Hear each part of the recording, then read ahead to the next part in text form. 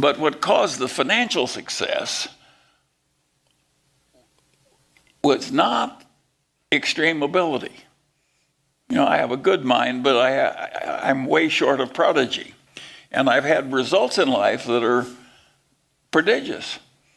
And that came from tricks. I just learned a few basic tricks from people like my grandfather. What were those tricks? What kind of... Now everybody's leaning in, wanting to know. It's too late for you old guys. Yeah, anyway, no,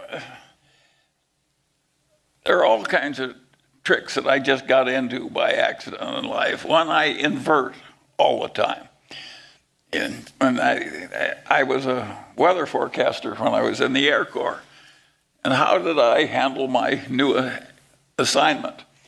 Being a weather forecaster in the Air Corps is a lot like being a doctor that reads x-rays. It's a pretty solitary. Yeah. You're in the hangar in the middle of the night and drawing weather maps and you're clearing pilots, but you're not interfacing with a bunch of your fellow men very much. And so I figured out the minute I was actually making weather forecasts for real pilots, I said, how can I kill these pilots? Now that's not the question that most people would ask, but I want to know what the easiest way to kill them would be so I could avoid it. And so I thought it through in reverse that way, and I finally figured out, I said, there are only two ways I'm ever going to, I was in the ferry command, there are only two ways I'm going to kill a pilot.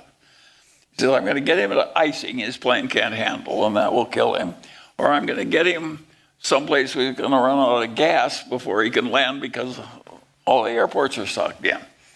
And I just was fanatic about avoiding those two hazards. And if Kobe Bryant had had somebody like me, he'd still be with us. Yeah, it was so stupid to kill yourself that way. But just that basic, I may have learned that from my grandfather. My grandfather would say to me when I'm swimming, he'd say, swim as long as you want, but stay near the shore. Well, but you can laugh, but no, he was a very wise man. Yeah. Well, what I'm hearing you say is that you, as a discipline, look at what the risk is on the other side of the situation and you avoid that. That's one of the rules, right? Well, it's just that it's like a lot of practical problems in algebra. If you invert, you can solve it easily. If you don't, you can't solve it easily. Exactly right. And so, of course, I had that trick very early. And most people, they say, how can you, please tell us what you do to save India or to help India. And of course, I would approach it differently. I'd say, what could I do which would most easily hurt India? And approaching it in reverse that way, I got better results. You look at the vulnerabilities. Yeah, yes, and I have a whole bag of tricks like that. I went to the ROTC both in high school and college.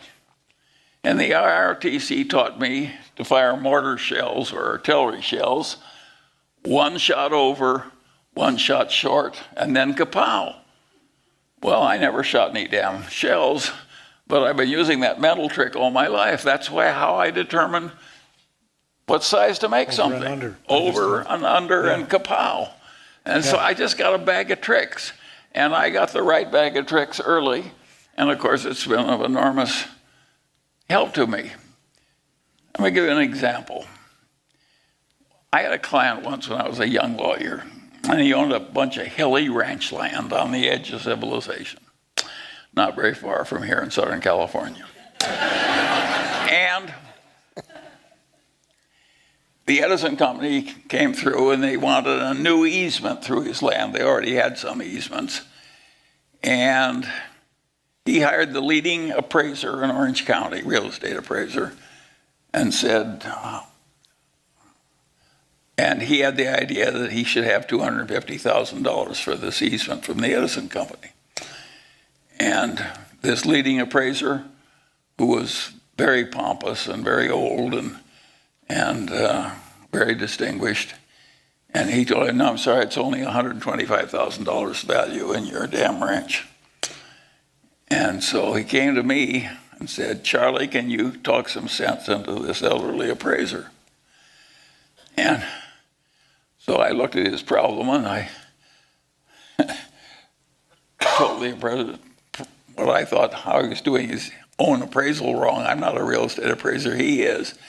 And what he had done is what he was taught to do in appraisal school. He thought the problem through in 2 dimensions, and he figured out from comparable sales what the value per acre was, and then he computed the acreage, and he had something a little bit on the damage the easement would do to the remaining property and so, but it was all done in 2 dimensions.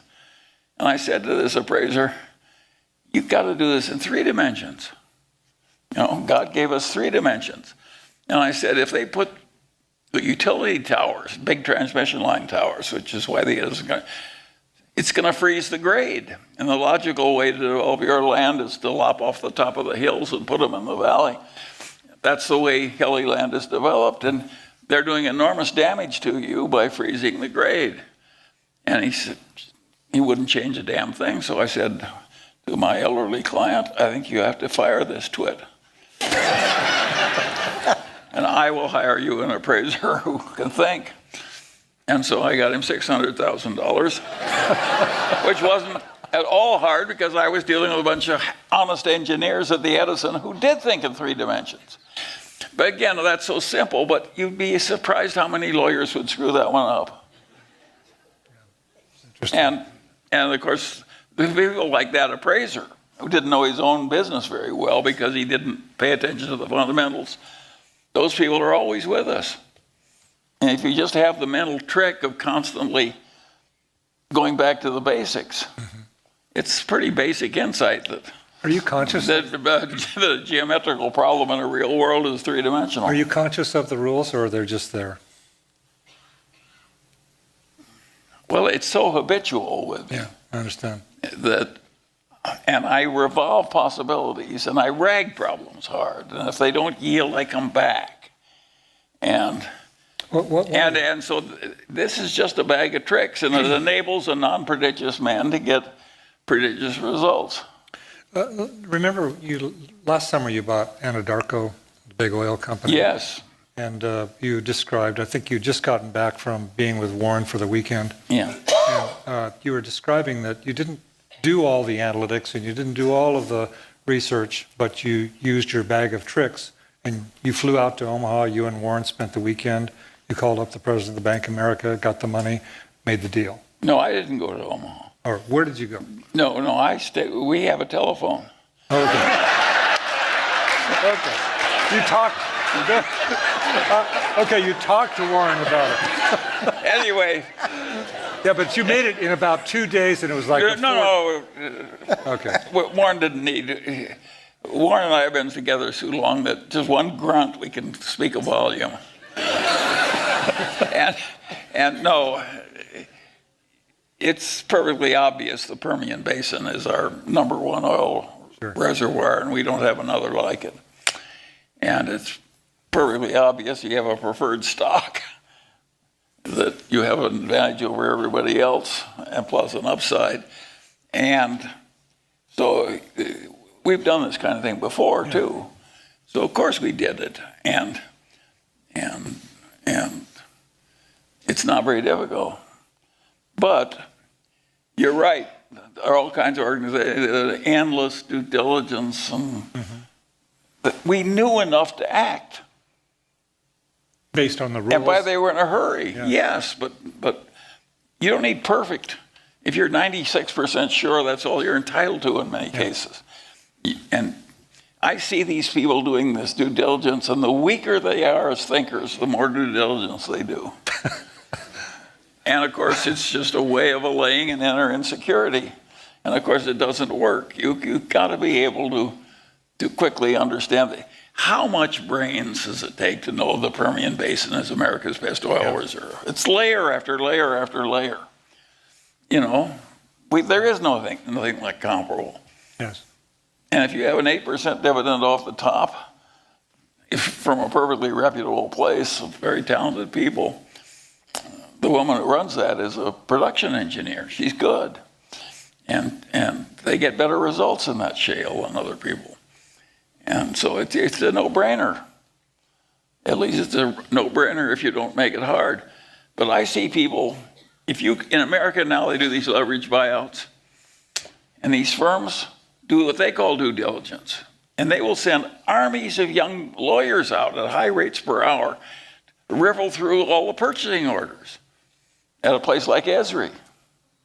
Don't even think about it. No. I'm not thinking about it. But my point is Esri wouldn't. No. You don't have to look through the purchasing orders Right. to know that Esri is a good business. And I don't think people who are that insecure mentally ought to be in positions of decision making.